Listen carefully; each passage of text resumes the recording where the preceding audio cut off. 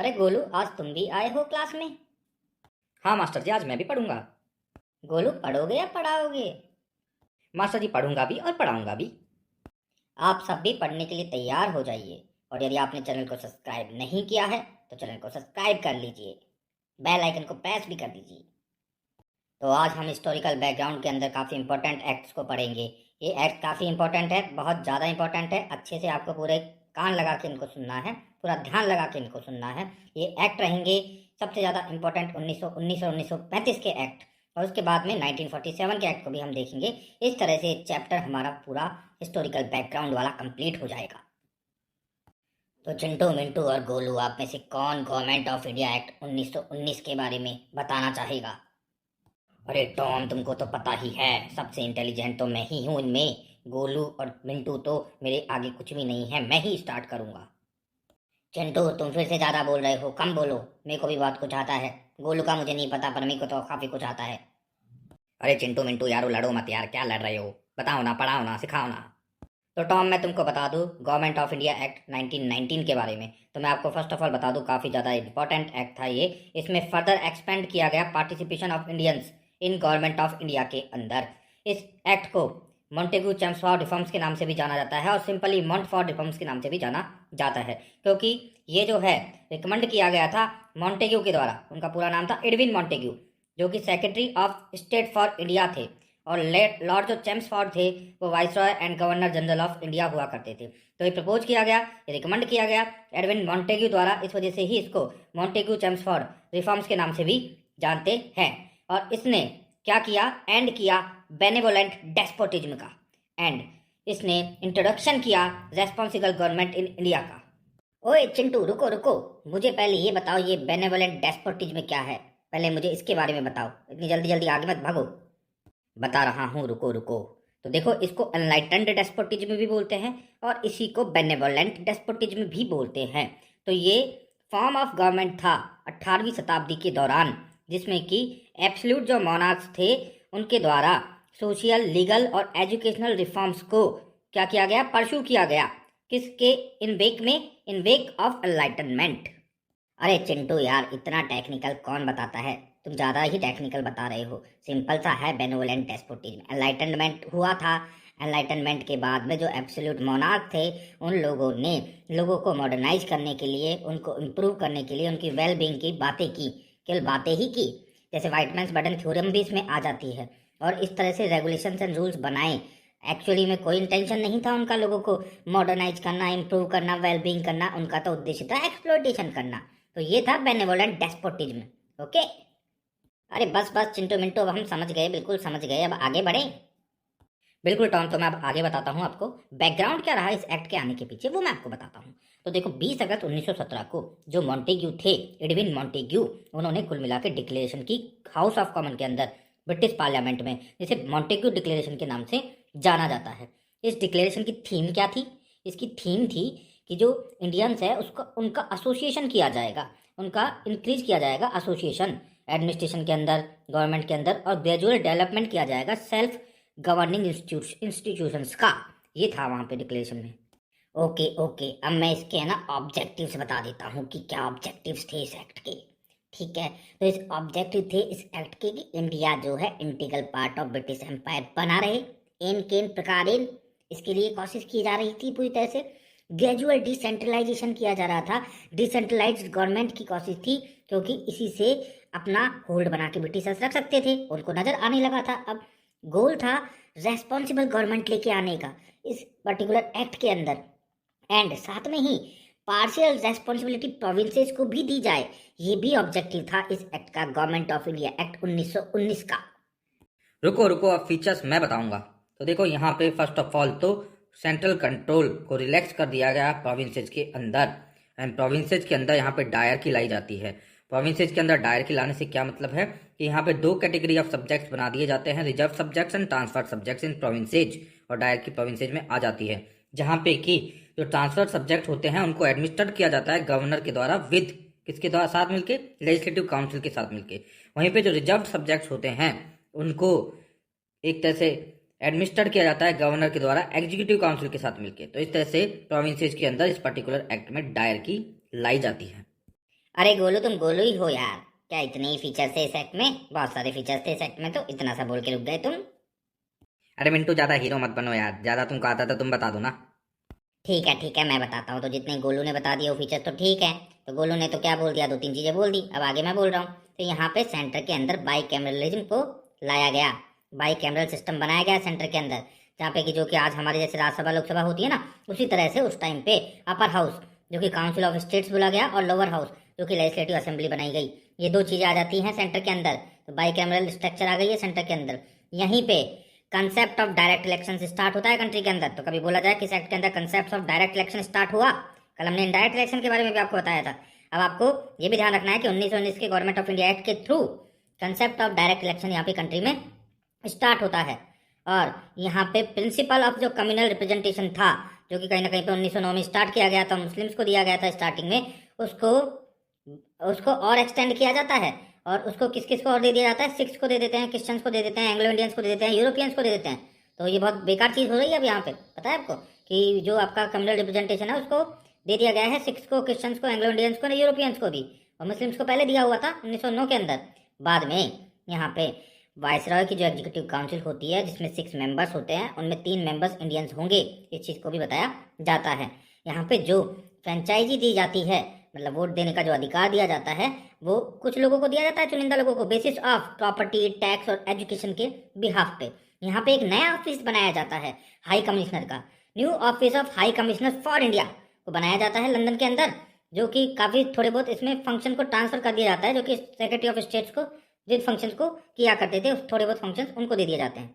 तो secretary of state for India के कुछ फंक्शंस दे दिए गए हैं किसको? हाई कमिश्नर को, जो ऑफिस नया बना है लंदन के अंदर। साथ ही साथ में इस एक्ट के अंदर पब्लिक सर्विस कमीशन को एस्टेब्लिशमेंट करने की बात की जाती है, एस्टेब्लिश करने की बात की जाती है। और सेंट्रल पब्लिक सर्विस कमीशन बनाया जाता है 1926 में। इसके रिगार्डिंग एक कमीशन भी बहुत फेमस है, ली कमीशन। इसकी रिकमेंडेशन पे इसको बनाया जाता है। तो ली कमीशन को ध्यान रखना है। सिविल सर्विसेज के रिगार्डिंग जो सेंट्रल पब्लिक सर्विस कमीशन आया है उससे इसका लिंक है, ध्यान रखना है आपको। यहीं पे इस बजट में ही सेपरेट कर दिया जाता है बजट को। किस तरीके? प्रोविंशियल बजट को और सेंट्रल बजट को। और बजट को इसमें वोटेबल नॉन वोटेबल भी सिस्टम स्टार्ट कर दिया जाता है। एंड यहीं पे एक स्टेटूटरी जो है कमीशन बनता है, जो कि बनता नहीं है, बनाने की बात चलती है। 10 साल बाद स्टेटूटरी कमीशन एक बनाया जाएगा। उसी के बिहाफ पे साइमन कमीशन आता है 1927 के अंदर। तो ये सब कुछ था इस एक्ट के बारे में। ओ हीरो मिंटू, रुको रुको, ज्यादा भागो मत। अब साइमन कमीशन के बारे में भी बताओ। जब साइमन कमीशन का नाम ले लिया है तुमने, तो बताओ कब आया, क्यों आया, कैसे आया, किस लिए इसका विरोध किया गया, और क्या इसने रिकमेंडेशन दी, सब चीजों को बताओ बच्चों को। अरे बच्चों का पता नहीं, तुमको बड़ा जानना है। तुमको बताता हूँ, रुको तुम एकदम। तो 1927 के अंदर, नवंबर 1927 के अंदर गवर्नमेंट जो थी ब्रिटिश की, उन्होंने अनाउंस कर दिया और अपॉइंटमेंट कर दिया एक 7 मेंबर की कमीशन का, जो साइमन कमीशन के नाम से जाना गया, क्योंकि इसके चेयरमैन थे सर जॉन साइमन, इस वजह से। ठीक है। और इसने क्या बोला फिर, ये आ गया, इसमें एक भी इंडियन नहीं था, तो इसका बहुत ज़्यादा विरोध हुआ, सभी पार्टी ने इसका विरोध किया। बाद में इसने अपनी रिकमेंडेशन भी दी, और रिकमेंडेशन क्या दी? डायरकी को हटा दो, ठीक है, एबोलिशन ऑफ डायरकी। उसके बाद रेस्पॉन्सिबल गवर्नमेंट को और एक्सटेंड करो, और एक फेडरेशन को बनाओ। इस तरीके की इन्होंने बात रखी साइमन कमीशन ने। बता दिया ना सब। अब खुश? अरे चिंटू मिंटू यार, तुम लड़ो मत। बट मिंटू, मैं तुमसे बड़ा खुश हूँ। तुमने आज ये तो प्रूव कर दिया कि तुम भी इंटेलिजेंट हो। ये चिंटू इंटेलिजेंट नहीं है, तुम भी काफी इंटेलिजेंट हो। Very good very good very good very good. अब मैं थोड़ा सा इस एक्ट को, तुमने जो बातें बोली उसके बिहाफ पे, और जितना मैंने पढ़ा हुआ है ना उस बिहाफ पे, इसको थोड़ा एनालिसिस कर लेता हूँ इस एक्ट को, कि क्या ये सक्सेसफुल रहा, ये फेलियर रहा ये एक्ट जो है। तो देखो, इस एक्ट में रेस्पॉन्सिबल गवर्नमेंट देने की बात कही गई थी, इसमें कोई दोहराए की बात नहीं है। और इसमें है जो प्रोविंस के अंदर डायर की ला दी गई।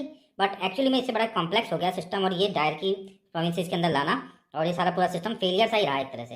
और यहाँ पे कम्युनल रिप्रेजेंटेशन को भी बढ़ा दिया गया। ये इंडिया के लिए बहुत गलत हुआ, क्योंकि इसकी वजह से बात तक दिक्कत फिर आई, है ना। और यहाँ पे और बताया जाए तो बेनेवोलेंट डेस्पोटिज्म को हटाने की बात की, और तुमने बेनेवोलेंट डेस्पोटिज्म के बारे में बता ही दिया है ना। और यहाँ पे तो ओवरऑल देखा जाए इस एक्ट को, तो this act was not a like successful act नहीं था ये, है ना। और फिर एक तरह से फेलियर ही रहा ये एक्ट है जो।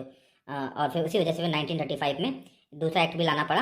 हालांकि उसके रीजन कुछ और भी थे, और क्योंकि वाइट पेपर आ चुका था, क्योंकि साइमन कमीशन की रिकमेंडेशन आ चुकी थी, गोलमेज सम्मेलन में भी बात हुई थी, और सब चीज़ों को कुल मिला के एक्यूमुलेट करना था 1935 के एक्ट के अंदर। इस वजह से 1935 का एक्ट लाया गया।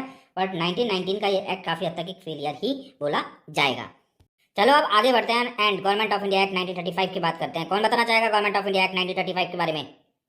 मैं बताना चाहूँगा गवर्नमेंट ऑफ इंडिया एक्ट 1935 के बारे में। तो मैं यहाँ पे बता दूँ इसके बैकग्राउंड के बारे में थोड़ा सा। कि एक तो रिपोर्ट ऑफ साइमन कमीशन आ चुकी है, एक डिस्कशन हो चुका है राउंड टेबल कॉन्फ्रेंसेस के अंदर, एक वाइट पेपर तैयार कर दिया गया है 1933 का, और एक जॉइंट सेलेक्ट कमेटी की रिकमेंडेशन आई है। तो इन सभी चीज़ों की वजह से फाइनली में इन सबको इंक्लूड करने के लिए, इनकॉर्पोरेट करने के लिए गवर्नमेंट ऑफ इंडिया एक्ट 1935 लाया जाता है। इस एक्ट के फीचर्स मैं बता देना चाहूँगा। तो जैसा कि आपको पता है कि साइमन कमीशन में रिकमेंडेशन दी गई थी फेडरेशन बनाने की, तो यहाँ पे फेडरेशन के बारे में प्रपोज किया जाता है बनाने के लिए। ऑल इंडिया फेडरेशन की बात की जाती है, जिसमें कि रहेंगे principal states and provinces individual units के तौर पे।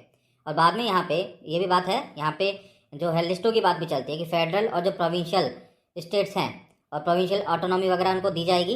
एंड कुल मिला के इनके बीच में जो सब्जेक्ट्स हैं उनको federal list, provincial list and concurrent list के अंदर बदला जाएगा। ये बात भी यहाँ पे आ जाती है इस एक्ट के अंदर।